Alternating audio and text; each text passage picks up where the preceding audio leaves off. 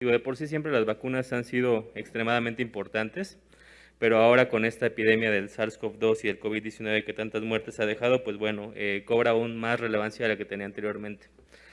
Vamos a comentar de manera general cosas sobre inmunología, los principios básicos y un poquito orientados para entender la situación de cómo actúan las vacunas, cómo es que funcionan en el organismo, cómo es que se generan anticuerpos.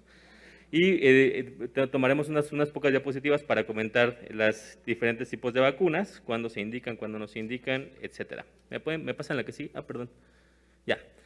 Bueno, entonces en la agenda ya comentamos un breviario sobre inmunología, sistema inmune innato y adaptativo, cómo actúan las vacunas y tipos de vacunas. Van a ver en mi presentación que va a haber muchas imágenes. Desafortunadamente no se puede poner el señalador dentro de la presentación ahorita, trataré de ser un poco más explícito para que puedan irme siguiendo con la presentación. Bien, en términos generales, la respuesta inmunológica, cuando una persona se expone a un agente externo, ese agente externo puede ser patógeno o no puede ser patógeno, en este caso vamos a comentar principalmente patógenos. Existen dos tipos de respuesta generales. Los tipos de respuesta generales son una respuesta que es innata, que digamos involucra mecanismos que son pocos finos en la regulación de la inflamación y del control de las infecciones, y una respuesta que es adaptativa. Esta respuesta adaptativa, pues bueno, requiere que forzosamente exista cierto procesamiento de algunas sustancias de los microorganismos que nos están afectando. En términos generales, bueno, la respuesta innata, ya comentamos, es inespecífica. Esa respuesta inespecífica es una respuesta general para todas las bacterias, para todos los virus, para todos los hongos, para todos los micobacterias, etcétera. Es no específica y se divide generalmente que puede ser humoral o puede ser celular. La respuesta celular generalmente está determinada por células que, digamos, atacan de manera indiscriminada cualquier cosa que les parece extraña. Las que son más frecuentes, digamos, como que las células que más frecuentemente actúan a este nivel, que es inespecífico, son macrófagos y neutrófilos. Llega un agente externo a afectar el cuerpo, entonces el macrófago lo come. No le importa si es un virus, si es una bacteria, si es una micobacteria, si es un hongo. Y el neutrófilo pasa exactamente lo mismo. Eventualmente, pues bueno, eso genera una cascada inflamatoria que, bueno, llevará después a generar respuesta inmune adaptativa. El otro, digamos, como grupo grande de respuesta inmune que no es, digamos, específica, que es innata, es una mediada por sustancias que pueden ser complemento, que el complemento generalmente son proteínas, por interferones, que son sustancias de señalización de inflamación, o también otras sustancias como el factor de necrosis tumoral alfa. Una cosa importante de la respuesta inmunológica innata es de que esta respuesta inmunológica innata no genera defensas, no genera memoria. ¿Eso qué implica? Pues implica que cada vez que nosotros tengamos, digamos, esa respuesta de nuestras células principalmente o el complemento, pues no va a generar ningún tipo de antecedente para poder reconocer de manera subsecuente ese patógeno que nos afectó en ese momento. En cambio, la respuesta inmune adaptativa, que es el otro tipo de respuesta que tenemos en nuestro cuerpo, es específica. ¿Qué quiere decir? Que yo diseño un anticuerpo, que yo diseño una respuesta inflamatoria solamente contra un patógeno en especial, por ejemplo, solo contra Streptococcus pneumoniae, solo contra Epstein-Barr, solo contra varicela zoster. No es una respuesta generalizada contra todas las bacterias encapsuladas, contra todos los virus tipo herpes. Es una respuesta mucho más específica y pueden ser de dos maneras. La forma en que se genere puede ser humoral y a nivel celular. A nivel celular generalmente se lleva a cabo por células que se llaman linfocitos tipo T. Estos linfocitos tienen la capacidad de, digamos, tener esa memoria inmunológica y después desencadenar una respuesta específica. Y la respuesta humoral generalmente se lleva a células B, que se vuelven eventualmente células plasmáticas en el momento en que se diferencian contra un tipo de patógeno en específico y se produce la respuesta de anticuerpos. Esta respuesta genera inmunidad. ¿Y esta inmunidad qué es lo que significa? Que cuando yo me vuelvo a exponer a ese bicho o a ese agente externo específico, mi cuerpo ya va a ser capaz perfectamente de delimitar una respuesta inflamatoria dirigida únicamente contra ese patógeno. Bien. Ahora, hablando, digamos, de respuesta inflamatoria no específica de la innata, tenemos muchas barreras y muchas zonas en nuestro cuerpo que actúan como relevos de inflamación y de respuesta inmunológica. Una cosa muy importante, por ejemplo, son los epitelios, principalmente aquí estoy mostrando el epitelio que es el epitelio gástrico. El epitelio gástrico tiene ciertas características, lo que ustedes ven en la micrografía del lado izquierdo, es un corte de las vellosidades de un epitelio intestinal. Lo que ven como pelitos son los vellos, precisamente esos vellitos tienen inmunoglobulinas, esas inmunoglobulinas que son inespecíficas en el momento que entran en contacto con el microorganismo infectante, lo opsonizan, lo engullen y eso permite, digamos, como su fagocitación, o sea, que el macrófago se lo pueda comer más fácilmente, lo señaliza como si le pusieran una etiquetita de que algo no está bien con esa bacteria, por ejemplo. También tiene un componente secretor, que generalmente el moco también tiene cierta actividad inmunitaria en este tipo de epitelios, y también tiene ciertas como zonas de relevos que son relevos linfoides, relevos de inmunidad que pueden ocurrir en cualquier tipo de epitelio. Puse esta imagen para ejemplificarlo de manera general, pero eso también pasa igual en el epitelio respiratorio. En el epitelio respiratorio nosotros también tenemos, además del vello, tenemos un epitelio que está embebido, que está bañado de inmunoglobulina A de moco, y lo que hace esto es de que cuando el microorganismo, sea el que sea, independientemente de su orden y de su género, lo engulle, lo opsoniza y eventualmente puede facilitar una respuesta inflamatoria contra este microorganismo. Entonces, pues bueno, una cosa que parece tan simple, que es como una barrera en un epitelio, pues resulta que es extremadamente específica y extremadamente útil en el control innato de algunas inflamaciones e infecciones. Ahora, el otro mecanismo general que existe de respuesta inmune innata es el complemento. El complemento es una serie de proteínas que lo que van haciendo es de que generan, cuando se van, digamos, se van agrupando, van generando un poro. Este poro lo que permite es comunicar de alguna manera el exterior con el interior de las células. Acuérdense que en el espacio extracelular tenemos grandes cantidades de sodio, entre otros iones, y en el espacio intracelular tenemos grandes cantidades, por ejemplo, de magnesio, ¿no? Lo que ocurre, la membrana plasmática o la membrana o la pared celular, dependiendo del microorganismo, lo que permite esa membrana es precisamente tener un gran gradiente de diferencias de concentraciones de iones y de otras moléculas entre el exterior y el interior, lo que permite, digamos, generar energía, etcétera. Entonces, cuando se pierde esa barrera, lo que ocurre es de que la célula se hincha porque, digamos, esta gran variabilidad del gradiente de concentración de esas sustancias permite que entre más agua, se hincha y explota la célula. Entonces, bueno, existen 3 vías para activar el complemento. La vía clásica generalmente está mediada por la unión de anticuerpos, donde se activan generalmente los complejos C1, C2 y C4 del complemento. La vía de las lecitinas, que es a través de la unión de lecitinas y mananos, que generalmente es a través de C2 y C4, y la vía alterna a través de las superficies de patógenos. Esta vía alterna es muy importante.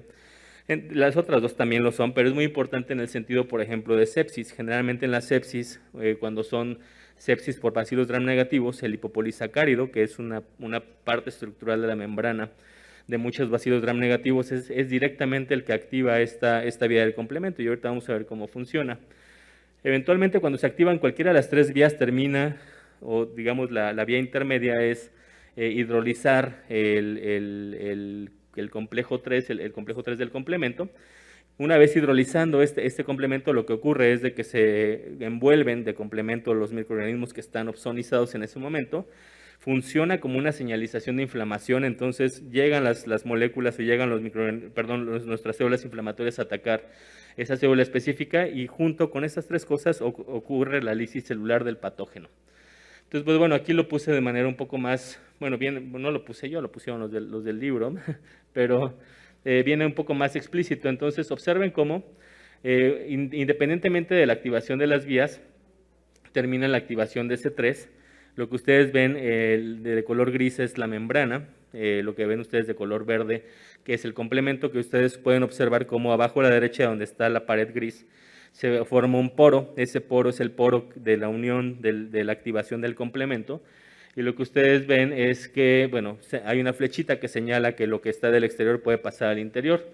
Este poro se creía que, bueno, era un invento, en algún momento los inmunólogos pues no podían demostrarlo hasta que se encontró, por ejemplo, hay evidencia sólida. Lo que ustedes ven abajo a la derecha es una microscopía electrónica de transmisión, en donde lo que se aprecia es justo una pared celular y lo que se ve es el poro que se formó con la vía de activación del complemento. Vean ustedes la dimensión de este poro, o sea, menos de 10 nanómetros o tal vez 10 nanómetros.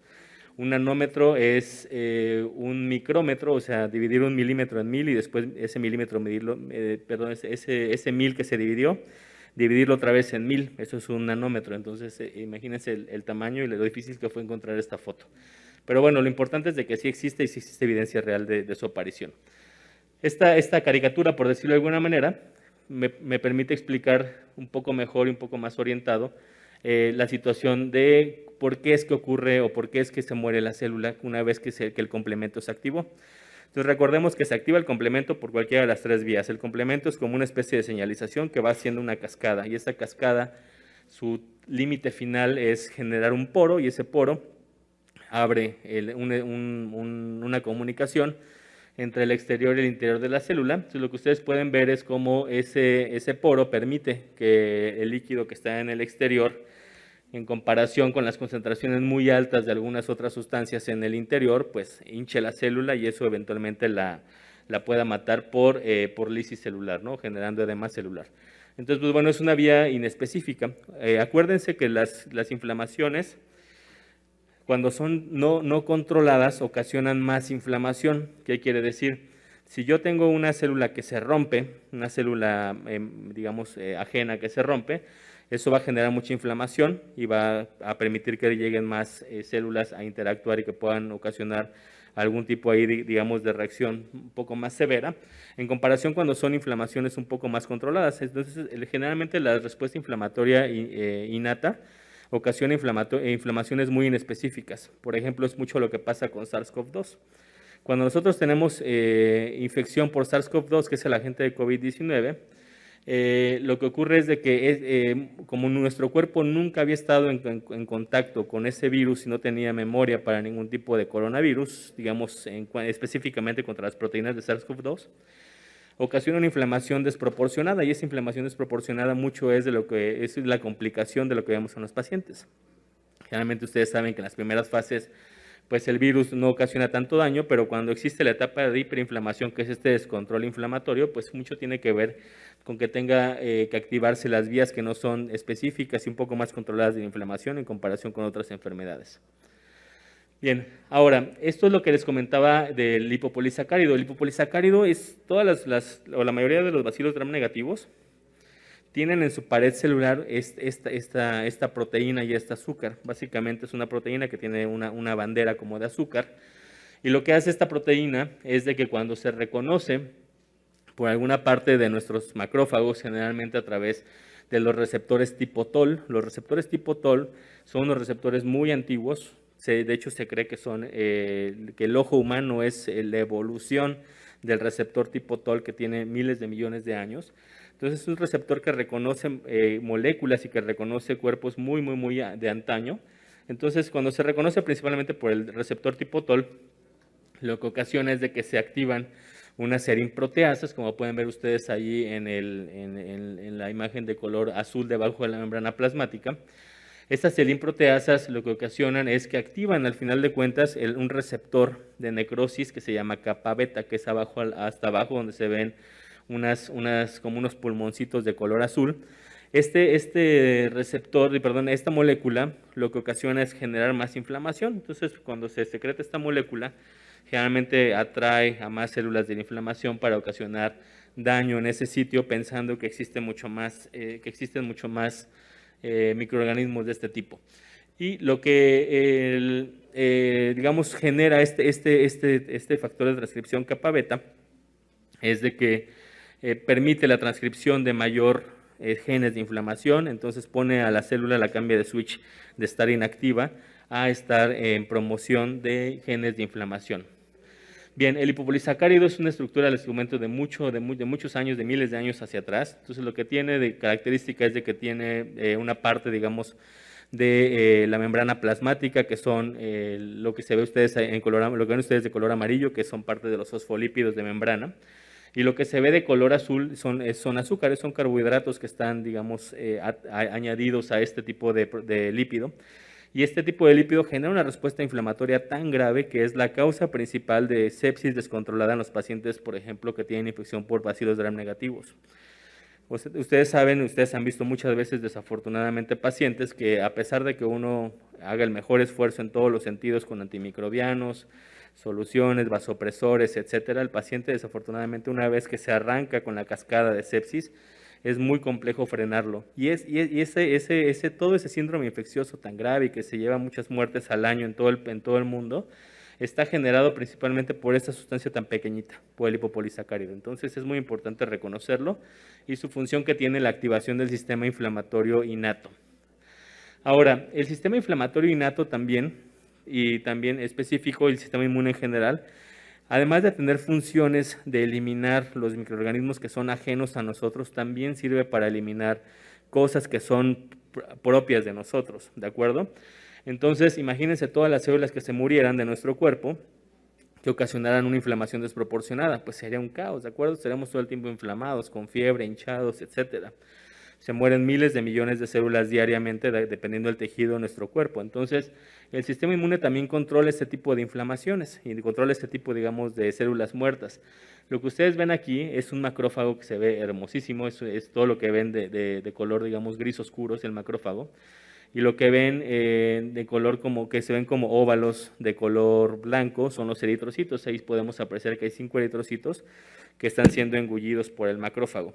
Entonces, esos eritrocitos se cree que eran eritrocitos senescentes, que eran eritrocitos que iban eventualmente a morir, y nuestro mismo cuerpo, digamos, como que los absorbe y los elimina de una manera que no se genere inflamación. Entonces, el sistema inmune también, contrario a lo que uno creería de que es proinflamatorio y es como para atacar, también tiene una parte, digamos, de fineza en la regulación de la inflamación para evitar que haya complicaciones en ese nivel en nuestro cuerpo diariamente. Desafortunadamente también existen algunas disregulaciones en la inflamación en nuestro cuerpo. Por ejemplo, aquí lo ejemplifico con un corte de una vía aérea inferior, lo que ustedes ven en color amarillo, que es como una especie de donita, es el bronquiolo terminal, que es una parte de la vía aérea inferior. Y lo que ven ustedes en azul es una tinción especial que es para pintar colágeno y pintar moco. Entonces lo que ven es que está tapado completamente ese tubito. Ese tubito debería estar de manera normal abierto. Entonces, lo que ejemplifica aquí es una generación de mocos en pacientes, por ejemplo, que tienen asma o que tienen alguna otra alteración inflamatoria de la vía aérea inferior. Entonces, también nuestro sistema inflamatorio, cuando existen algunas predisposiciones genéticas o algún tipo de alergia o algún tipo de inflamación desproporcionada, también nos puede jugar hacia el otro lado, ocasionarnos inflamaciones que pueden ser desproporcionadas, como en este caso, tapando incluso algunas vías aéreas inferiores, ¿no? Que es bastante común, les comento, en el asma. Ahora, el sistema inmune también tiene actividad contra células que son anormales. Entonces, nuestro cuerpo tiene cierto código genético y cierto potencial de reconocer las células buenas, por decirlo de alguna manera, y las células malas. Si nosotros no tuviéramos sistema inmunitario, a los pocos años de vida, incluso de pocos años de haber nacido, tendríamos algún tipo de cáncer. ¿Por qué? Porque el sistema inmunitario también regula el control de las células cancerígenas. De hecho, muchas de las terapias inmunológicas, actualmente, por ejemplo, en leucemias o en algún otro tipo de enfermedades, están dirigidas precisamente para coordinar esta respuesta y aumentar la respuesta inmune contra las células cancerígenas, porque nuestro sistema inmune de alguna manera se ve evadido por este tipo de células que son malignas. Entonces, bueno, también en ese sentido el sistema inmune es importantísimo para el control del cáncer. Ahora, respecto a defensas naturales contra la enfermedad, en términos generales, el cuerpo tiene muchos sistemas linfoides, tiene mucho sistema linfoide que está agrupado principalmente en relevos ganglionares, en linfáticos. Ustedes pueden ver también cómo la médula ósea es una parte importantísima del sistema inmunitario. El vaso es generalmente es un control excelente para, por ejemplo, microorganismos que son encapsulados o para algunos parásitos. De hecho, ustedes seguramente han leído muchas veces que los pacientes que les quitan el vaso porque tienen una cirugía electiva o que tienen un accidente y les quitan el vaso, esos pacientes generalmente quedan con mucha predisposición de morir por sepsis por microorganismos que son encapsulados, como son Streptococcus pneumoniae, Neisseria meningitidis, ¿no? Haemophilus influenza tipo B.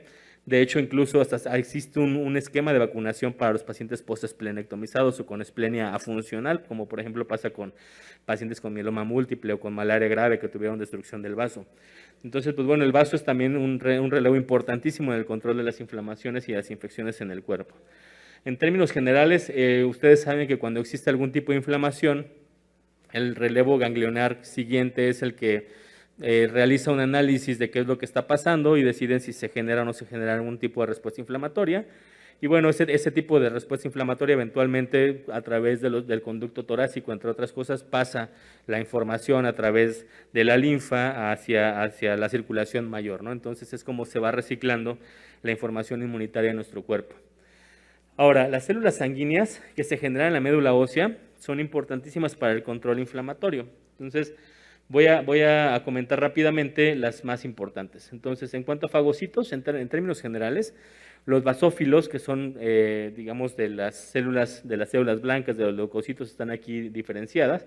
Los basófilos generalmente lo que promueven es la liberación de histamina. Esta liberación de histamina tiene que ver con aumento en la vascularidad para mejorar la perfusión y para mejorar la llegada de otras células de inflamación a un sitio, digamos, de infección o de inflamación.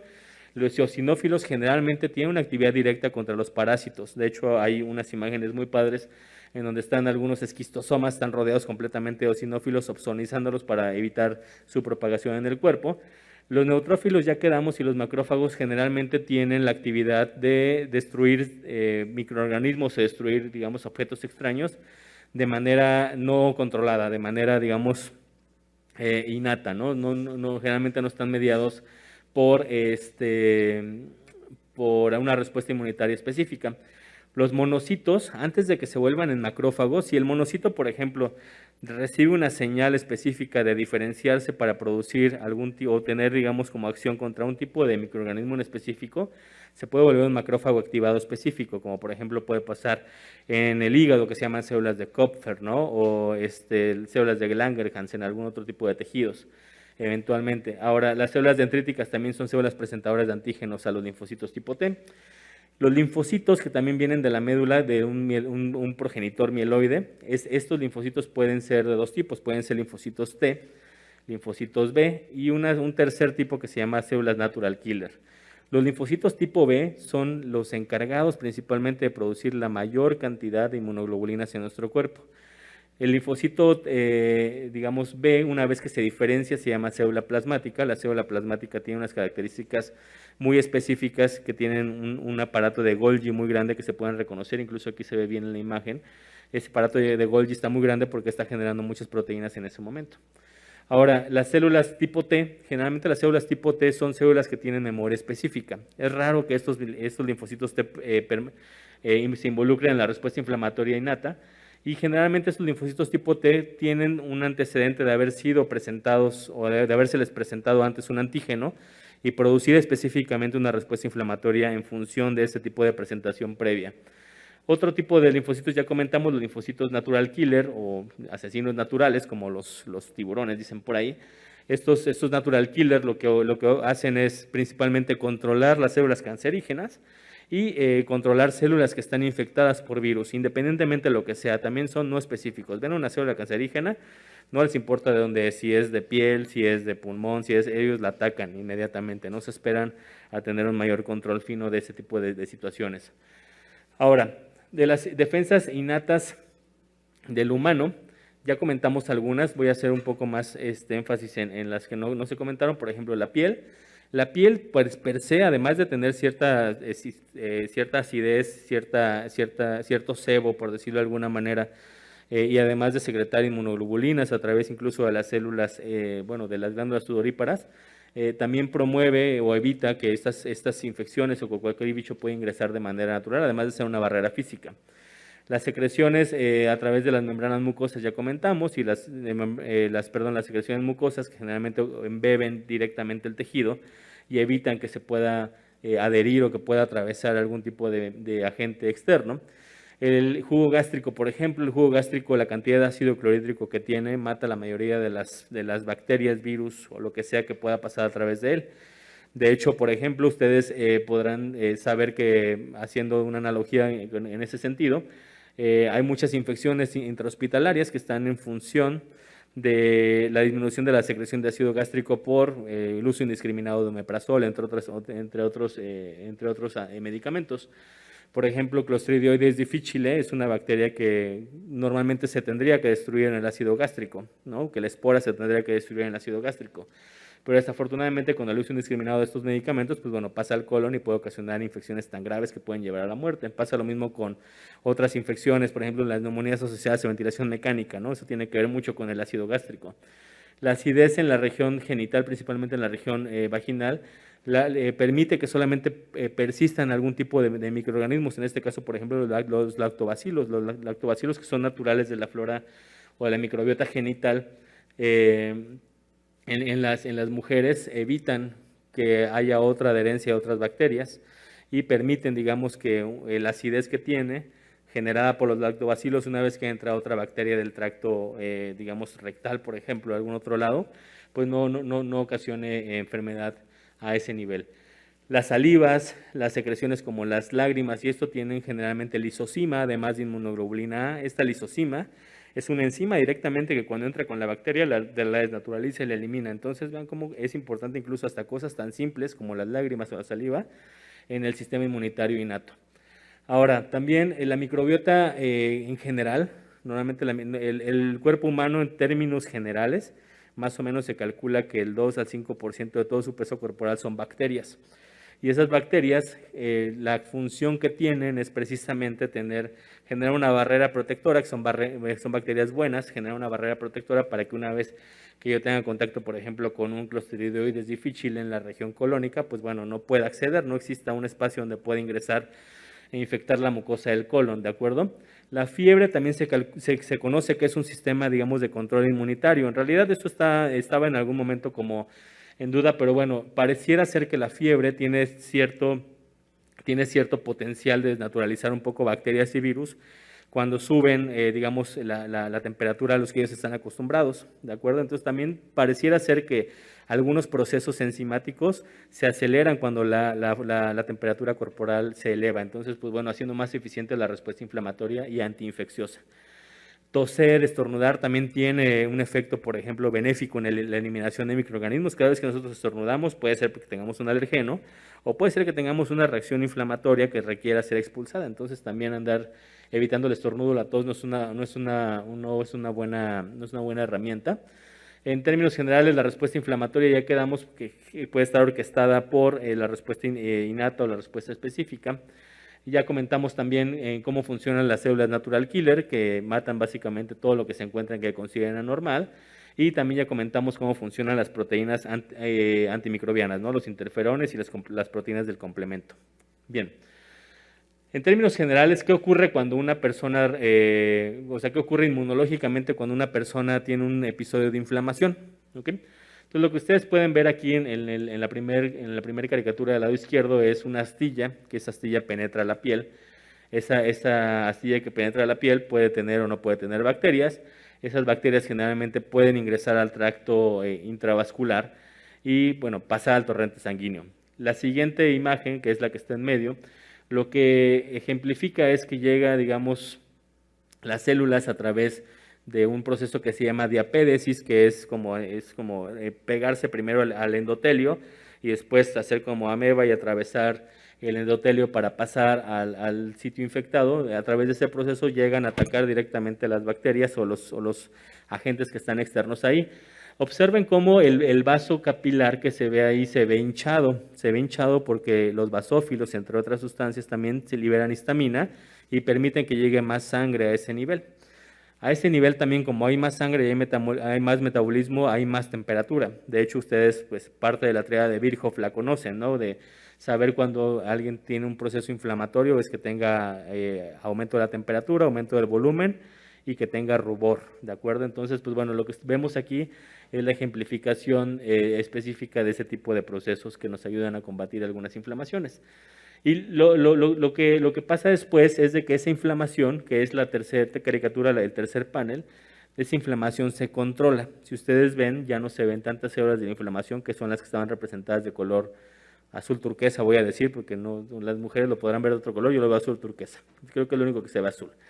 Entonces, lo que se ve azul turquesa son muy poquitas células las que están ahí, ya están controladas, las bacterias ya están engullidas por los macrófagos. Vean cómo los bacilos de color morado que estaban en la primera y en la segunda gráfica estaban libres, ya están adentro de las células y ya está controlado el proceso inflamatorio, ¿de acuerdo? Ya no tiene también necesidad de secretar más sustancias. Pueden ver ustedes cómo los puntitos rojos que están en la parte, en la gráfica del medio, ya no están en el lado derecho, que es el complemento que promueve más inflamación, ¿de acuerdo? Ok. Bien, ahora, una cosa importante, y esto es entrando un poquito a la respuesta inmunitaria adaptativa, es de que cada tipo de anticuerpo que se genera en nuestro microorganismo, nuestro organismo, más bien no es un microorganismo, tiene una configuración específica. ¿Qué quiere decir? Tiene un proceso que se conoce de manera coloquial como llave y cerradura. El anticuerpo que se genera específicamente contra una proteína, no se genera de manera generalizada, un anticuerpo que pasó por un sistema de selección de respuesta inmunitaria. Es por eso, por ejemplo, que muchas de las vacunas que tenemos, por decir algo, influenza, tenemos que estar cambiando anualmente con el tipo de cepa que se va a utilizar. De repente trae H1N1, H5N2, H3N2 y al otro año, con la aproximación que se hace de la probabilidad de la cepa que vamos a tener, se cambia completamente el esquema incluso. Y eso tiene que ver porque justo lo que les comento, o sea, la vacuna de H1N1, ese anticuerpo no te va a proteger muy fácilmente contra H3N2. Y así puede pasar, y pasa también mucho, por ejemplo, ahorita con COVID-19 también, ¿de acuerdo? Bien, entonces lo que ven aquí ejemplificados son específicamente los antígenos, que son los que están pegados en el icosaedro que se ve en el virus, ahí en la parte de la izquierda. Se ven rueditas, se ven pentágonos, se ven hexágonos, se ven triángulos. Entonces vean cómo los anticuerpos que están del lado derecho están producidos específicamente para cada uno de estos tipos de antígenos, ¿de acuerdo? Bien. ¿Cómo es que se producen los anticuerpos y cómo es que se seleccionan? O sea, una vez que yo tengo un determinante antigénico, que ahorita vamos a comentarlo a más detalle, ese determinante antigénico entra en contacto con una célula plasmática. La célula plasmática es como el límite final para la secreción específica de anticuerpos. Esta célula plasmática recibe el determinante antigénico y produce una clona, produce una célula exactamente igual a ella, y esta célula produce otra vez una célula exactamente igual a ella, de manera que quedan pues muchas generaciones. Y lo importante de esa multiplicación está en la parte de hasta abajo. Ustedes pueden ver cómo hay unas células que tienen una formación diferente y otras no. Las que están del lado principalmente izquierdo, que tienen como una rugosidad, que es el aparato de Golgi, esas células son células que están produciendo anticuerpos, son células que el aparato de Golgi es la fábrica de las proteínas. Entonces son células que están produciendo proteínas, y hay dos células que quedaron apartadas, que vienen de la misma clona principal, y estas células que quedaron apartadas son células que van a quedar con memoria. De manera que las células que producen los anticuerpos, esos anticuerpos son finitos una vez que la respuesta inflamatoria, que el microorganismo, que el agente externo se haya acabado. Pero van a quedar dos células o más que van a tener la capacidad de que cuando una vez que se vuelvan a exponer al mismo antígeno, van a producir la misma respuesta inflamatoria o incluso más severa o más fuerte, más robusta, para evitar la agresión de este tipo de agentes. Entonces, esto es lo que ejemplifica la respuesta inmune adaptativa, que yo produzco exactamente un anticuerpo específico para cada tipo de agente externo que mi cuerpo procesa. Bien, en términos generales, aquí viene un ejemplo de cómo es que se producen o cómo es una tabla de concentración en función del tiempo de algunos anticuerpos. Lo que ven del lado izquierdo en el eje de las Y es la cantidad de anticuerpos en una proporción logarítmica, y lo que ven en el eje de las X son los días de cuando uno tiene la exposición al antígeno. Entonces vean cómo a los pocos días, a los 3-4 días de que tenemos la exposición al antígeno, tenemos una gran producción de anticuerpos. Esos anticuerpos, digamos, desaparecen después de cierto tiempo. Eso depende mucho de qué tanto tiempo tengamos el agente infeccioso. Y esos anticuerpos cada enfermedad tiene su límite de tiempo. Por ejemplo, Para hepatitis B puede ser hasta 3-4 semanas, para SARS-CoV-2 pueden ser generalmente 4 a 6 semanas, incluso 8 semanas en algunos casos. Entonces es para cada tipo de bicho. Lo que ustedes ven después en la gráfica del lado derecho es de que una vez que uno se expone al mismo antígeno, que es la línea que vemos de color rojo, ese antígeno produce una respuesta que es incluso 400 veces o 200 veces superior a la respuesta inicial, tomando en cuenta que es logarítmico la proporción. Entonces, ¿eso por qué se genera? Pues eso se genera precisamente porque ya quedamos inmunes, ya quedamos con cierta memoria y la respuesta cada vez es más robusta. Entonces, eso cada vez que nos volvemos a exponer con el mismo antígeno, va siendo cada vez más alta la proporción de producción de anticuerpos. Ahora, una cosa importante de las inmunoglobulinas, que son los anticuerpos que se producen a través de las células plasmáticas, ya comentamos la parte más importante, que es que tienen especificidad. ¿Qué quiere decir? Son llave cerradura.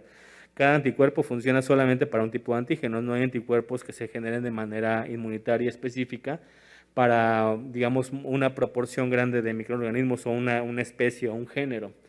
Entonces, este antígeno, que tiene, digamos, una interacción específica con el anticuerpo, se une a las fracciones que son las fracciones cambiantes del anticuerpo. El anticuerpo tiene unas características, o los anticuerpos tienen características muy particulares que quisiera resaltar. Tiene una parte que es una parte constante. La parte constante la tienen todos los anticuerpos, y esta parte constante viene desde miles de millones de años atrás, su conformación. Y lo que va cambiando son las fracciones variables, que son las partes donde se une el antígeno, que están ejemplificadas aquí de color verde y azul. Esas regiones variables existen, digamos, miles de millones de combinaciones con los genes que tenemos para codificar ese tipo de fracciones variables, y cada tipo que damos entonces de agente externo tiene una fracción variable específica que ataca directamente ese antígeno. Los 5 anticuerpos más comunes, bueno, no más comunes, los 5 anticuerpos que tenemos en el cuerpo son los IgGs, IgMs, IgDs, IgA e IgE. Yo me lo aprendí como MAGD, en vez de Magda, MAGD. Entonces, los IgGs generalmente son monómeros. Las características que tienen, digamos, en su localización es de que se encuentran circulando en plasma. ¿Por qué me sirven circulando en plasma? Pues bueno, porque cualquier sitio o cualquier afección que yo tenga en algún tejido del cuerpo, eventualmente se va a secretar ese antígeno al plasma. Entonces ahí lo tengo que reconocer y tengo que montar una respuesta inflamatoria específica. Generalmente es el anticuerpo que está es más abundante en comparación con los otros.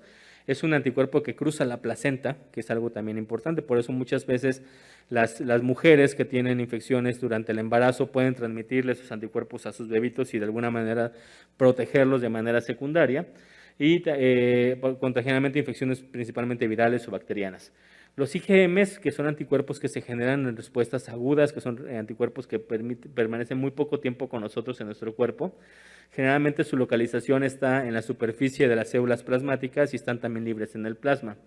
Generalmente son la primer clase de anticuerpos que se secretan cuando tenemos una respuesta inflamatoria. De hecho, ustedes ahorita con todo esto de COVID-19 lo tienen muy en claro. Ya ustedes saben qué le pidieron, IgM o IgG. Ah, ok, pues tiene IgM, pues seguramente es una infección activa, ¿no? No, pues que esta persona estuvo asintomática y se tomó unos anticuerpos pues, por no dejar, y tiene un IgG positivo. Ah, pues seguramente tuvo infección y no se dio cuenta, ¿no? Entonces, un poquito más para ejemplificar esta situación. Los IgDs generalmente están en la superficie de las células plasmáticas y son importantes y son como coactores en la activación de las células beta en la producción de otros anticuerpos. Los IgAs están generalmente en las superficies de algunos epitelios y son los que les comento, igual que la lisozima, actúan directamente sobre el agente externo, o sea, lo opsonizan, lo embeben junto con el moco y montan una respuesta inflamatoria local para evitar que el agente externo sea en gran medida que entre a nuestro cuerpo. Lo podemos encontrar entonces pues, en saliva, en la leche, en la leche materna, en las lágrimas, en secreciones como glándulas sudoríparas, etc. Entonces son muy importantes en opsonizar respuestas inflamatorias agudas. Y los IgEs generalmente están secretados, bueno, se secretan por plasma, por generalmente las células que son los mastocitos. Y estos IgEs para lo que sirven es para montar ciertas inflamaciones específicas en función de algunas alergias, ¿de acuerdo? Entonces, en términos generales, existen muchos tipos de anticuerpos. Es importante conocer aproximadamente cuál es la función de cada uno de ellos para entender su rol en la respuesta inmunitaria. Ahora, lo que estamos viendo aquí es un receptor de superficie de la célula T. Ya comentamos que el agente externo entra en contacto con nuestro cuerpo, el macrófago lo engulle, el macrófago lo puede seleccionar, presenta una área específica muy común de este agente y lo presenta a una célula T. ¿Cuál es la función de este receptor de la célula T? Pues bueno, lo podemos ver aquí, es bastante claro. Entonces, la parte de arriba que ven en color como un bacilo de color negro es el antígeno. El antígeno puede ser una bacteria, un virus, una micobacteria, un hongo, o una porción de alguna de estas micobacterias, ¿no? Como puede ser una parte de la pared celular. Ese antígeno se engulle por el macrófago se lo come, pues básicamente se lo come para evitar una inflamación excesiva. Una vez que el macrófago se lo come, tiene un proceso de eliminación y de corte, digamos, específico ese tipo de antígeno. Este tipo de antígeno entonces es reconocido por un complejo que está dentro de la célula que se llama complejo mayor de histocompatibilidad. Este complejo mayor de histocompatibilidad selecciona cuáles son las características genéticas o las características químicas que tiene este tipo de antígeno. Dice, ok, para bacterias yo sé que tengo que seleccionar membrana, tengo que seleccionar núcleo, etc. Y generalmente la parte que se presenta, que se le enseña a la célula T, que después es la que va a montar una respuesta específica, es una parte muy conservada de la secuencia. Muy conservada la secuencia, ¿a qué me refiero? Pues bueno, que generalmente son secuencias que se parean mucho, que tienen más concentración genética en ese momento. Entonces, lo que ustedes pueden ver al final de la imagen es como esas como pincitas de color amarillo están enseñándole a un linfocito T justo al receptor que comentamos anteriormente, que es el receptor de superficie de la célula B, que tiene una cadena alfa, una cadena beta. Las regiones variables, igual que los anticuerpos, están justo en la parte superior, que son las regiones que pueden, digamos, intercambiarse y que pueden tener miles de millones de combinaciones. Este receptor, si ustedes ven, tiene una espiral que atraviesa la membrana y después tiene como dos proteínas abajo, que son las proteínas que tienen cambios conformacionales y generan respuestas inflamatorias específicas. Entonces pueden ver cómo se está presentando aquí el antígeno, que es como enseñándole una especie de credencial de lector, por decirlo de alguna manera, ¿no? Entonces agarramos una persona y dice, ok, el antígeno es de una persona que viene, por decir, de Iztapalapa. Ok, entonces es el linfocito T. De ahora en adelante, cada vez que ve a alguien de Iztapalapa, va a decir, ok, este es un agente extraño, inmediatamente voy a montar una respuesta inflamatoria. Entonces a eso se refiere con la presentación de antígeno de los microorganismos. ¿Cuáles son la importancia de este complejo mayor de histocompatibilidad? Pues bueno, entre otras cosas, además de que tiene que ver con grupos ABO de sangre, rechazo o no rechazo de trasplantes, de injertos, etcétera, tiene cierta capacidad de activar directamente los linfocitos T citotóxicos y algunos linfocitos T helper o ayudadores, que están generalmente mediados por linfocitos CD8 o linfocitos CD4. Entonces tiene una función, además, digamos, de promover la secreción y la formación de anticuerpos específicos, tiene una función también de orquestar una respuesta inflamatoria un poco más grande en comparación que se haría con la inmunidad innata. Ahora, aquí pueden ver específicamente cómo se interactúan la célula presentadora de antígeno, que generalmente es un macrófago, cómo interactúa específicamente enseñando el antígeno al linfocito T y cómo el linfocito T arranca a hacer una respuesta inflamatoria específica. Ahora, en términos generales, las fases de las respuestas inflamatorias, aquí es justo lo que quiero comentar. Cuando nosotros tenemos la parte de la activación, que es lo que pasa después de que ese macrófago le enseña al linfocito el antígeno específico, ese linfocito ustedes pueden ver cómo secreta muchas sustancias que están de color negrito en la parte de arriba, después nos dice TH, que es el linfocito T, T helper. Ese linfocito T helper lo que hace es de que agrupar más linfocitos para formar una respuesta inflamatoria más específica. Y la fase efectora, estos linfocitos T helper le dicen, digamos, a las células B y entre otras, qué tipo de sustancias a la que se está enfrentando, y seguramente si ya tenemos anticuerpos tenemos que generar más. Entonces vean cómo, por ejemplo, aquí una vez que la célula B se encuentra con el linfocito B, que el linfocito B en ese momento no está diferenciado para producir anticuerpos, esa célula T promueve que el linfocito B se vuelva una célula plasmática, y esa célula plasmática ya comentamos que cuando tiene la rugosidad se vuelve una fábrica de anticuerpos. Entonces, una vez enseñado el linfocito T el antígeno a la célula plasmática, podemos nosotros hacer anticuerpos de una manera robusta y proporcional al grado de inflamación que tenemos. Entonces, si se dan cuenta, es una situación bastante sencilla en el sentido de que, bueno, todo está orquestado cuando es una respuesta inflamatoria adaptativa.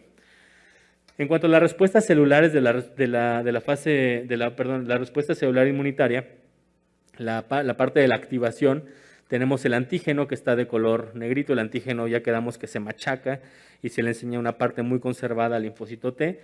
El linfocito T se agrupa y genera generalmente una activación directamente con la célula. Entonces vean cómo es completamente diferente la fase humoral a la fase celular. La fase humoral, lo que nosotros vemos es de que el linfocito T le enseña al linfocito B, que es la célula plasmática, después, ya que produce anticuerpos, a producir una respuesta inflamatoria específica. Pero la célula que está infectada o la célula que tiene cáncer, por ejemplo, que es la fase celular de la respuesta inmunitaria, vean cómo una vez que el linfocito T reconoce que es anormal, que se está agrupando, como vemos arriba a la derecha, que vemos un aglomerado de 5 linfocitos T helper, directamente le dice a la célula, secreta alguna sustancia que ustedes pueden ver abajo que está saliendo del linfocito, unos puntitos de color rojo. Le dice, ¿sabes qué? Tú ya no me sirves, tú tienes que morir. Y muere de una manera ordenada en un mecanismo que se llama apoptosis, que ustedes seguramente ya han revisado, que es la muerte celular programada. ¿Qué implica esa muerte celular programada? Que no va a ocasionar inflamación. Entonces pueden ver cómo se va alisando la célula, cómo se elimina y eventualmente ese desecho va a ser recogido por algún macrófago y no va a pasar a más de inflamación.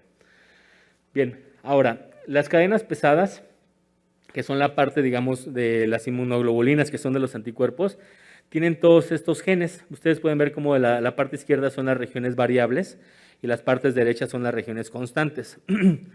Las regiones variables, vean, bueno, la parte, o sea, cuántos anticuerpos pueden producir. Lo que se ejemplifica aquí en esta imagen muy bonita es lo que es verde, son los segmentos constantes, que son generalmente 5 o 6 genes que producen ese tipo de segmentos constantes, y toda la parte variable que generalmente aquí se ve de color rojo, morado y amarillo. Entonces, existen muchas combinaciones, les comento, son miles de millones de combinaciones que pueden existir y por eso podemos tener miles de millones de anticuerpos para cada tipo de microorganismo. Si nosotros no tuviésemos la capacidad de secretar, de hacer inflamación controlada, de reconocer agentes externos y eliminarlos rápidamente de nuestro cuerpo, todo el día y todos los días estaríamos con fiebre, estaríamos con infección, con inflamación. ¿Por qué? O tendremos cáncer, les comento, a los pocos años, porque este sistema nos permite de alguna manera no vivir inflamados todo el tiempo, ¿no? Genera una inflamación un poco más proporcionada. Bien, entonces, una cosa importante también respecto a las citoquinas es de que dependiendo la citoquina que tenemos, y eso tiene que ver ahorita más adelante con las vacunas, se genera un tipo de anticuerpo específico. Por ejemplo, cuando no tenemos citoquinas, lo que más se produce son anticuerpos IgM, que son anticuerpos que son de inflamación aguda. Cuando tenemos citoquinas, principalmente interleucina 4, se generan IgGs e IgEs. De hecho, hay una enfermedad que se llama enfermedad por IgG4, que es una pancreatitis horrible que ocasiona a los pacientes. Entonces puede ser hasta enfermedades autoinmunes o enfermedades alérgicas, como vemos aquí, y también la parte de la orquesta de la enfermedad, del control inmunitario controlado de las infecciones. Y cuando tenemos factor de crecimiento transformante, también tenemos IgGs e IgAs. Bien, ahora respecto a las vacunas, ya habiendo entrado un poquito más en contexto y habiéndoles explicado pues, cómo es la respuesta inflamatoria inespecífica, la respuesta inflamatoria específica, cómo los linfocitos, me voy a permitir regresar para hacer un resumen rápido, cómo los linfocitos T reciben una presentación de un antígeno de un agente externo, principalmente a través del macrófago, como cuando es una respuesta humoral, ese linfocito T le enseña a la célula B a transformarse en una célula plasmática para producir el destino final de los anticuerpos, que son memoria, generalmente pueden ser inicialmente son IgM y después son IgG. Entonces, después de haber entendido todo eso, podemos, digamos, traslaparlos a la vacunación. Ahora, Los principales, bueno, ya comentamos que el antígeno pasa al interior de la célula, a la célula presentadora de antígeno, esta célula lo expone, esta exposición en el linfocito T promueve que se desarrolle un anticuerpo clonal específico para esa respuesta inflamatoria de acuerdo al antígeno que se haya apreciado.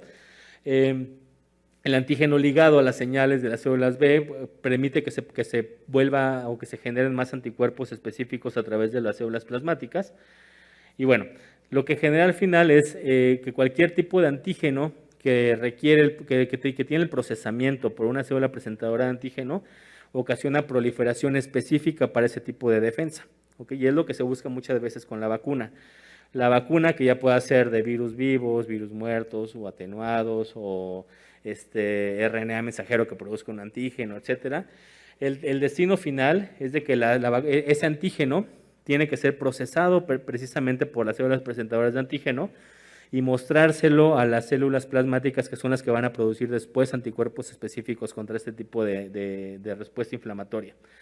Y lo que genera a la larga es de que este antígeno, digamos la persistencia de este antígeno de manera frecuente, produce una memoria, que esa memoria va a quedar, pues, digamos, la mayor parte del tiempo durante muchas décadas o muchos más años, y van a producir anticuerpos de alta afinidad.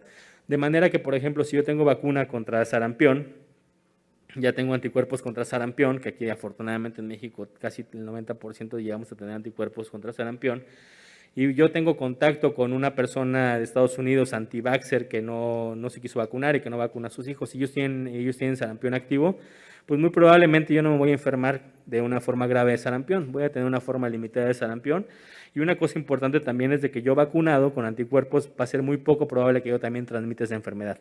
Por eso el brote que hubo aquí en sarampión en México, que muchos fue importado ese brote, no pasó a más, ¿no? Se planeaba una catástrofe, pero afortunadamente no pasó a más.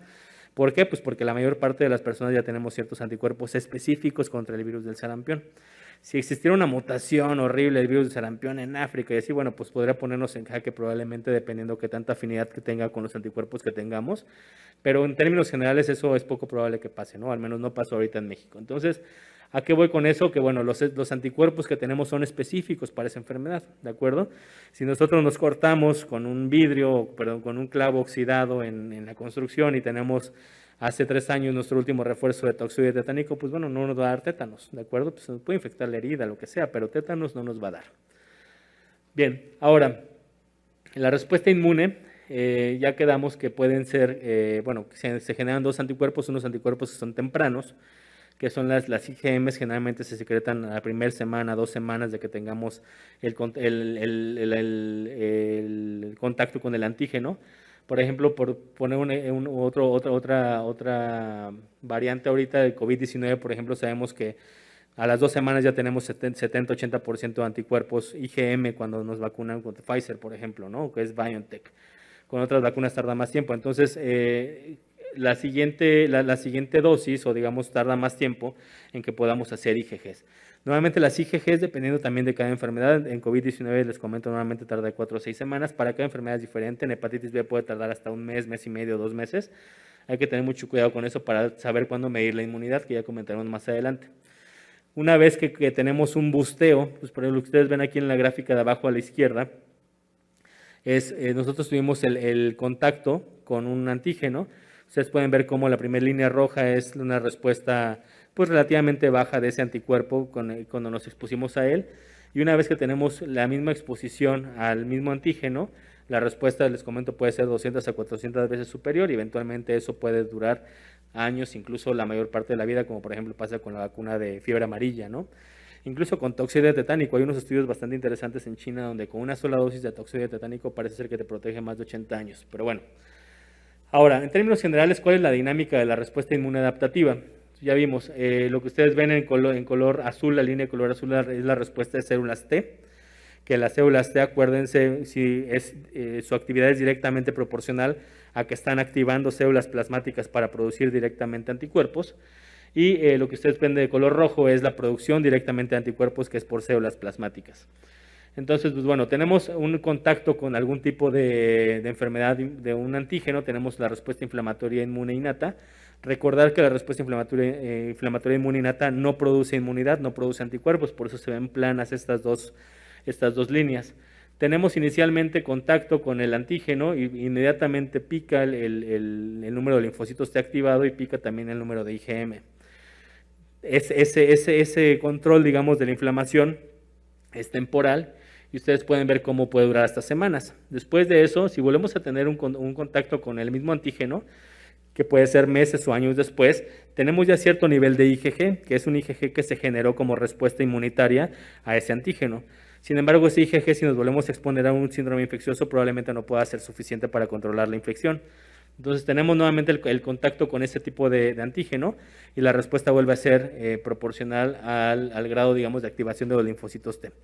Entonces, bueno, es lo que se busca inicialmente con las vacunas, tener una respuesta inicial. Hay vacunas que generalmente con una dosis pueden hacer completamente un buen nivel de anticuerpos IgGs, pero hay vacunas que no lo hacen, por eso existen las redosificaciones, ¿no? Por ejemplo, neumococo, hepatitis B, polio, etcétera. Ahora, específicamente, ¿qué pasa con las vacunas? Entonces pueden ver ustedes ahí lo que se ve de color piel es la piel, se ve ahí como están inyectando la vacuna, que puede ser de cualquier tipo. Esta vacuna tiene un antígeno, el antígeno ya quedamos que es una secuencia generalmente muy bien conservada de un tipo de microorganismo.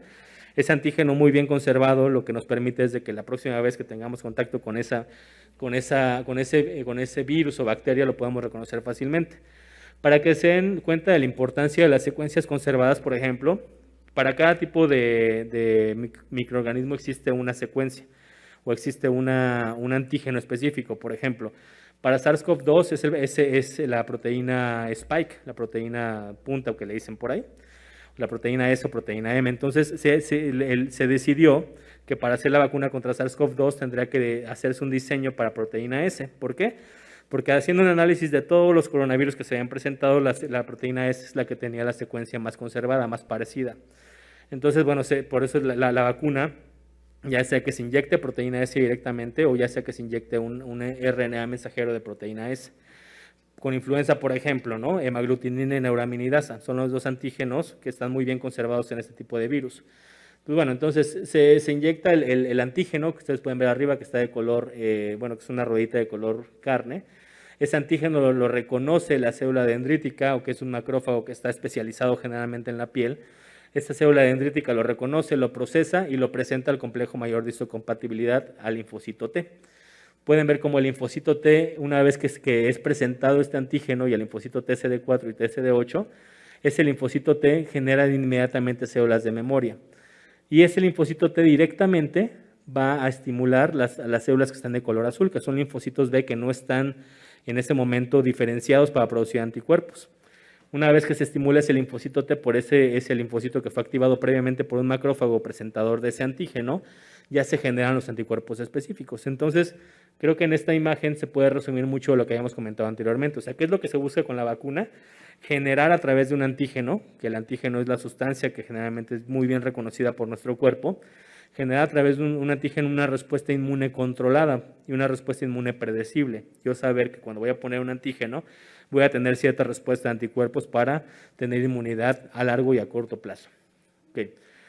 Las respuestas de protección inmune obviamente difieren según la enfermedad. Hay unas respuestas que están mediadas principalmente por anticuerpos, otras por interferones, y por eso puse esta tablita bastante interesante. Por ejemplo, en cólera, la respuesta inmune depende mucho de IgG a través de neutralización, más que de actividad específica de complemento, por ejemplo, de otras cosas. Depende mucho de IgA directamente en la mucosa. Ustedes saben que el cólera activa directamente a las células, el epitelio gastrointestinal, promoviendo que se haga una conformación de una adenilatoseclasa y saque sodio y saque cloro, y eso se va al agua y ocasiona unas diarreas catastróficas que han matado a mucha gente. Difteria, por ejemplo, su patogénesis, que es a través de exotoxinas, generalmente requiere que se opsonice por una IgG. Hepatitis B, que ocasiona generalmente infección, principalmente hepática, pero ustedes saben que puede dar también manifestaciones como síndrome nefrótico, artritis, entre otras cosas. Su respuesta inmune generalmente está mediada por IgGs y por interferones también. De hecho, ustedes han visto muchos que antes de que existieran los antirretrovirales, Para VIH, que uno de ellos se utiliza para hepatitis B, el tratamiento para hepatitis B era con interferón gamma, que era para bloquear precisamente cierta respuesta inflamatoria e inmunitaria. Para influenza, por ejemplo, a través de linfocitos T, para VPH generalmente a través de interferón y de neutralización con IgG. De repente es bien complejo controlar VPH, ustedes lo han visto, y hay gente que a pesar de estar vacunado y de tener incluso antecedente de infección y de curación, pues tiene recurrencias bastante importantes. Para poliomielitis, como es un virus también que se engulle por el tracto gastrointestinal, generalmente también la respuesta inflamatoria específica es a través de la IgA, a través de la eliminación por ozonización de ese tipo de virus. De tuberculosis es un poco más complejo, tuberculosis requiere linfocitos T, de macrófagos, de interferón gamma. Toda esta orquesta de inflamación pues explica por qué cuando utilizamos nosotros anticuerpos monoclonales anti-TNF o antiinterleucinas específicas tenemos reactivaciones de tuberculosis, ¿no? Porque cuando tenemos un paciente con diabetes mellitus descontrolada, que generalmente los macrófagos se vuelven inservibles hasta cierto punto porque tienen reactivación de tuberculosis.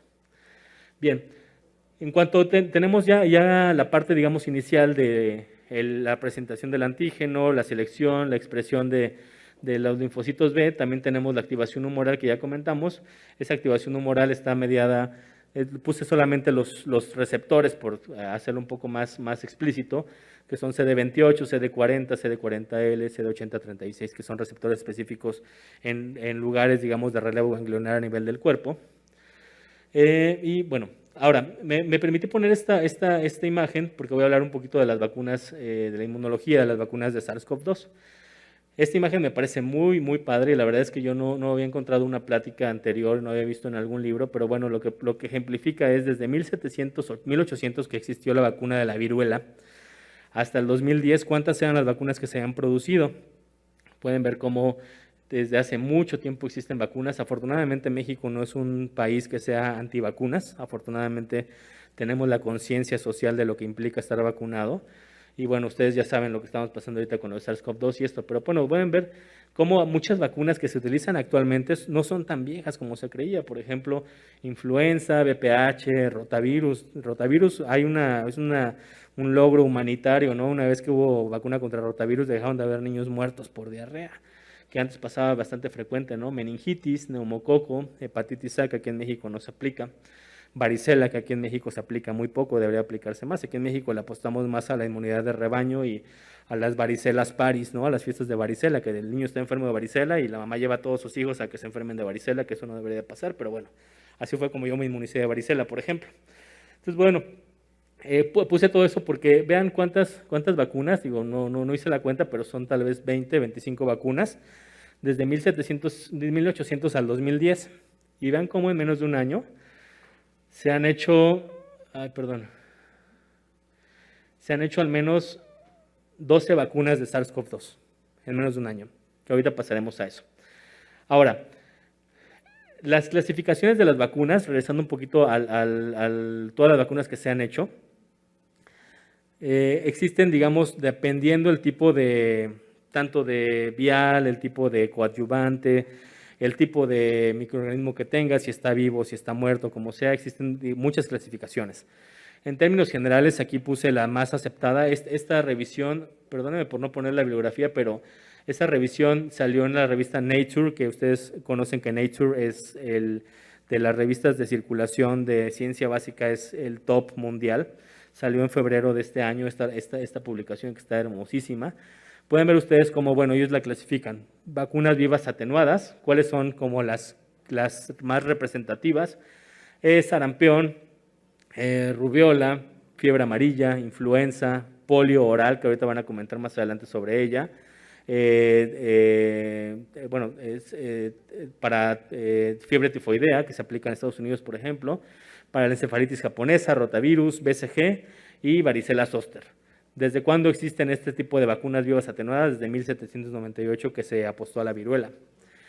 Existen las vacunas que tienen virus muertos totales, no tienen porciones de virus, tienen el virus completamente muerto. ¿Cuáles son organismos, más bien no solamente virus, cuáles son las vacunas que tienen este tipo de diseño? Pues pertussis total, no la celular. polio, influenza, encefalitis japonesa, hepatitis A y rabia. ¿Okay? Cuando se empezaron a aplicar estas, en 1896 con Mari tifoide, ¿no? Que le decían en Estados Unidos. Existen vacunas con toxoide, o antitoxoide. ¿Cuáles son estas? Difteria y tétanos. Desde 1923 existe la vacuna contra la difteria. Existen vacunas de subunidades que son proteínas purificadas, o son proteínas recombinantes, o son proteínas de polisacáridos, o son algunos péptidos.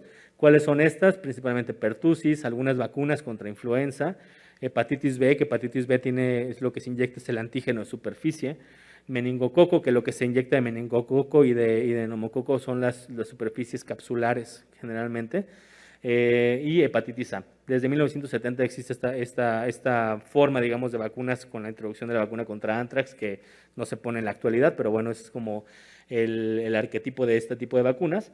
Vacunas con viriones, ¿no? O virus-like. ¿Cuáles son la representativa, la única? El virus el VPH, que empezó en 1986 con un diseño previo que tenía hepatitis B. Algunas vacunas que tienen vesículas de la membrana externa. ¿Cuáles son estas? Por ejemplo, también algunas algunas superficies capsulares de gram negativos, algunos gram positivos. ¿Cuál es la que existe ahorita en circulación? La de hepatitis B contra el grupo B, que tiene los serotipos A, C, Y y W, que existe desde 1987. ¿Okay? Existen también las vacunas con conjugados de polisacáridos, ¿no? Que son parte de el azúcar que tiene en la membrana de este tipo de bacterias. Las más representativas, neumococo, hemófilus, neumococo y hemófilos influenza tipo B. Desde 1987 existe. La vacuna contra el ébola, que es a través de un vector viral. Lo que se hace es, pues, se pone, digamos, el material genético y se pone con un virus modificado que no infecta, y ese virus eventualmente puede reconocerse por las células presentadoras de antígenos. Vacunas de ácidos nucleicos, ya existían desde hace el modelo, digamos, teórico desde hace algunos años, pero bueno, hasta apenas este año se empezó a utilizar. ¿Cuáles son estas? La más común, pues, de ARN o DNA, y la más común ahorita es de SARS-CoV-2. Vacunas, que estas dos últimas son experimentales, que son, por ejemplo, con vectores bacterianos o con directamente células que presentan antígenos. Entonces, si se dan cuenta, el armamento que tenemos es muy complejo, muy completo en cuanto a diferentes tipos de mecanismos. Todas estas vacunas se diseñaron, o digamos se ponen de esta forma porque es la forma en que mejor producen inmunidad. No es porque sea más barato, porque sea más caro, no. En realidad es porque es la forma en que se vio que esa enfermedad produce una respuesta inflamatoria inmune persistente en comparación con otro tipo de formulaciones, ¿no? O de adyuvantes. Bien, ahora, en términos generales, para desatanizar las vacunas de DNA o RNA, puse este ejemplo. Entonces, lo que ustedes pueden ver es de que se inyecta, ya sea a través de un vector o se inyecta directamente material genético. Ese material genético ustedes pueden ver cómo entra al núcleo, que está en la gráfica de arriba a la izquierda. Ese núcleo después, una vez que ya se integró ese material genético, se replica en el núcleo el material genético y sale, digamos, el RNA mensajero. Y una vez que está el RNA mensajero en el citoplasma, se lee y se genera una proteína como se leería nuestro material genético de manera habitual. Y eso promueve la liberación del antígeno a nivel extracelular, y el antígeno, ustedes ya saben todo el proceso que lleva, ¿no? Célula presentadora de antígeno, linfocito T, célula plasmática, generación de anticuerpos. Entonces pasa lo mismo tanto sea en vectores virales o no sea en vectores virales. Aquí viene un ejemplo muy padre de cómo es la de SARS-CoV-2, por ejemplo. Ustedes pueden ver cómo en la gráfica del lado de arriba a la derecha, perdón, ven una vesícula de color amarillo. Esa vesícula de color amarillo es justo la vacuna de RNA mensajero de SARS-CoV-2, que viene en una capa lipídica. La capa lipídica es el equivalente a una parte de una membrana plasmática de nuestro cuerpo. Entra a nuestro digamos, se fusiona con la membrana de la célula. Ese material genético que ustedes pueden ver ahí, donde está ya el semicírculo azul, que dice mRNA, que es con como unas líneas rojas. Ese RNA mensajero utiliza nuestro ribosoma para producir las proteínas. ¿Qué proteína? La proteína que está genéticamente más conservada durante mucho tiempo. Les comentaba yo que la que se decidió por los expertos para generar inmunidad contra SARS-CoV-2 fue la proteína Spike. Entonces pueden ver cómo nuestro mismo cuerpo produce la proteína Spike. Ojo, la proteína Spike no es patógena, la proteína Spike lo único que tiene es de que es la que está principalmente conformando la pared del virus del SARS-CoV-2. Entonces esta proteína Spike se libera al exterior y una vez que se libera al exterior, la reconoce alguna célula, esta célula la engulle, la metaboliza y la presenta directamente a los linfocitos para que ellos a su vez la presenten a las células plasmáticas y generen anticuerpos. Entonces, si se dan cuenta, pues no hay nada de satanización en ese sentido, ¿no? Es bastante claro y es bastante sencillo, no pasa nuestro material genético, no nos genera mutaciones, etc., ¿no? Entonces, es un mecanismo bastante novedoso y seguramente van a tener en alguna de estas charlas de todos estos simposios alguna plática específica de vacunas contra SARS-CoV-2 y van a ver cómo la respuesta incluso es mejor que con otras vacunas. Para darnos una idea, digamos, en términos generales y sin tratar de robarme parte de las diapositivas si es que alguien va a comentar ese tipo de situaciones.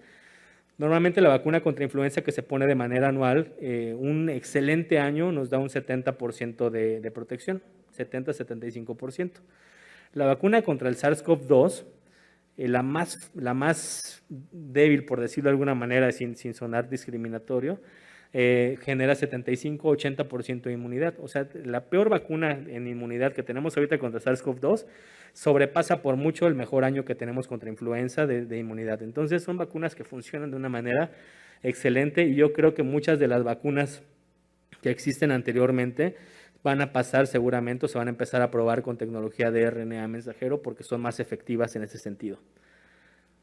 Bien, ahora, aquí les puse un resumen de cuáles son las vacunas que hasta ahorita se han, digamos, diseñado para SARS-CoV-2 y cuáles son los mecanismos principales o cuáles son, digamos, las formas que se administran. Entonces pueden ver cómo dice arriba a la izquierda tipo de vacuna, en la segunda columna dice mecanismo, la tercera dice desventajas y ventajas y la cuarta dice cuáles son las que están en ensayos clínicos o que ya fueron aprobados. Entonces, las vacunas de la subunidad que son la proteína Spike, ya vimos que funcionan a través de la generación de anticuerpos una vez que se presentan el complejo mayor de histocompatibilidad. ¿Cuáles son las ventajas que tiene? Pues bueno, que es muy estable, que no ocasionan enfermedad porque son una parte del virus, no son el virus como tal. La desventaja que tienen probablemente pues es de que pueden tener memoria corta, eso no lo sabemos ahorita. Lo que sí sabemos, por ejemplo, es de que muchas de estas vacunas, al menos los que se inmunizaron desde el año pasado, todavía ahorita tienen un buen nivel de anticuerpos. Entonces todavía no podemos saber realmente cuánto va a durar ese tipo de inmunidad. ¿Cuáles son las más representativas de esta? Pues bueno, hay dos. Una que es de Sanofi GSK que está produciéndose y otra que es una vacuna china. La segunda barra, digamos, la segunda línea son de virus inactivados. Funciona igual a través de presentación del complejo mayor de histocompatibilidad. ¿Cuáles son las ventajas también? Pues que no generan enfermedad. ¿Cuáles son las desventajas? Que requieren un busteo para poder hacer, o sea, redosificación para poder generar la inmunidad que nosotros busquemos. ¿Cuáles son la más representativa de este tipo de vacuna? Es Sinovac, por ejemplo. ¿Okay? Las que son de virus vivos atenuados también tiene que ver con la generación de complejo mayor de histocompatibilidad. ¿Cuáles son las ventajas? Bueno, de esta todavía no existe una casa comercial que la esté produciendo, pero existe la tecnología.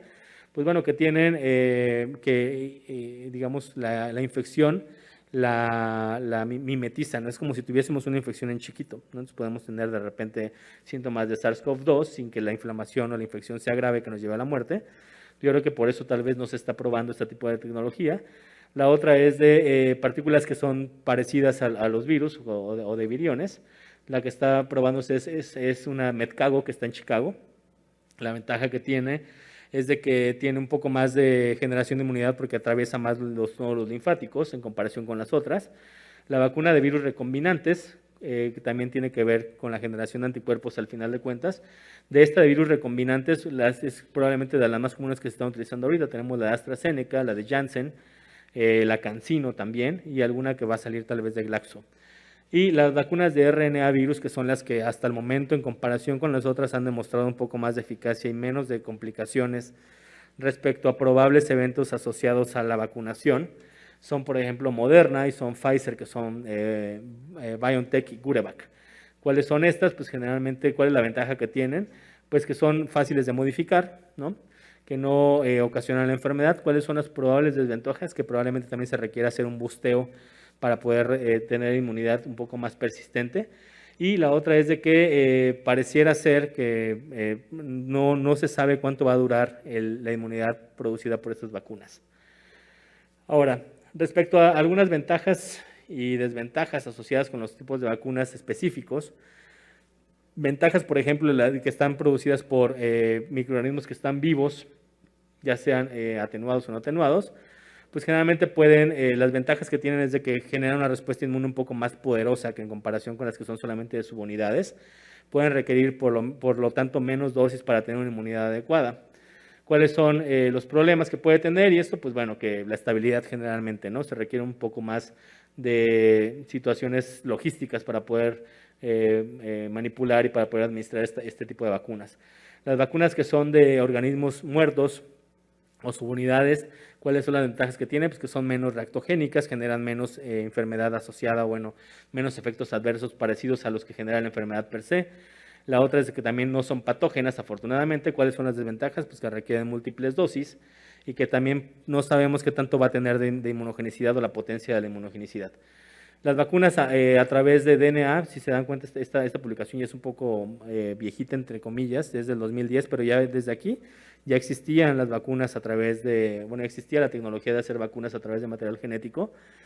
¿Cuáles son las ventajas que tiene? Pues bueno, que podíamos a través de la redosificación tener inmunidad generalizada de manera persistente.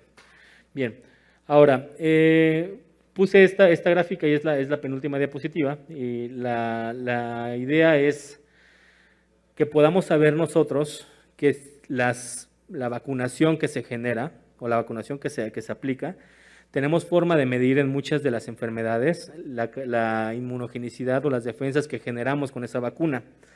Por ejemplo, aquí vienen los puntos de corte de las enfermedades que si yo quiero saber exactamente si soy inmune o no inmune con la vacunación o con enfermedad natural también puede pasar, cuánto es lo que tengo que medir. ¿Cuáles son las más importantes? Pues bueno, todas son importantes, pero por ejemplo las que a mí me preocupan más como la práctica médica diaria, pues son por ejemplo vacunas, los anticuerpos contra hepatitis B en un trabajador de la salud que tuvo contacto con un objeto punzocortante. Pues bueno, a mí me interesa saber si tiene buenos anticuerpos o no. ¿Por qué? Porque si no, eventualmente, si el paciente con el que se picó tiene enfermedad activa por hepatitis B, pues seguramente tendré que poner inmunoglobulina porque no lo voy a alcanzar jamás a esperar a que haga inmunidad adecuada. Entonces son importantes, por ejemplo, ahorita de SARS-CoV-2 también es importante, ¿no? El punto de corte, si no mal recuerdo, es de 3 o 4. Contra proteína S. Es importante, valga la redundancia, es importante que si nos vamos a medir anticuerpos contra SARS-CoV-2, estemos enterados qué es lo que queremos medir, si son anticuerpos que se generaron principalmente por inmunidad natural o por inmunidad asociada a vacunas. Desafortunadamente hay muchos compañeros del área de la salud que llegan preocupados porque dicen, doctores, que sabe qué, que yo me vacuné, tengo mis 2 dosis de Pfizer, pero mis anticuerpos no, o sea, están negativos, ¿qué es lo que está pasando, no? Pero cuando les preguntas, oye, ¿a qué laboratorio fuiste o qué anticuerpos te hiciste? Pues bueno, eso explica muchas de las cosas. Los anticuerpos que se generan con la vacunación y los que se miden directamente son los anticuerpos contra la proteína S, que son la proteína Spike.